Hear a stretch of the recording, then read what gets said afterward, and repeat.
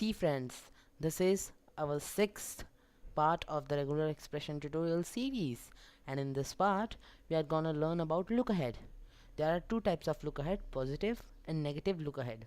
First of all, we are gonna see about positive look ahead. So the look ahead syntax is like this, and then any character. Okay, so what this basically does is matches any character which is followed by capital letter A, B or C. But here in our string there is no character like that.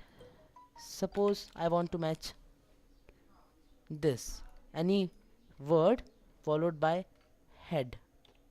Okay, so you may be thinking that this LOOA should be matched because it is followed by head. Can you tell why it is not getting matched?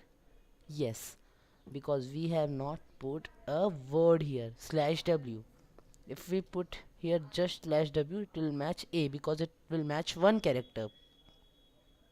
But we want to match the whole word.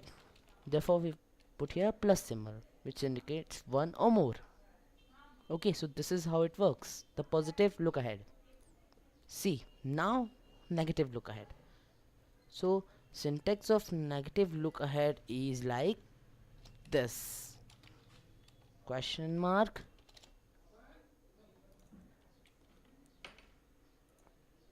question mark, and then an exclamatory mark.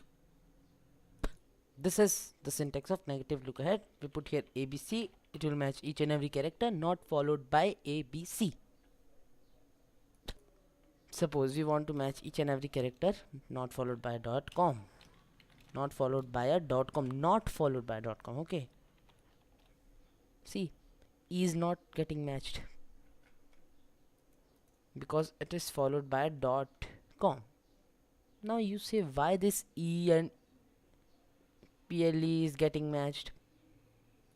Because our expression searches each and every character, and here E is not followed by .com, X is not, A is not, therefore it matches all of that. Okay, so this is how look ahead, both negative and positive, works.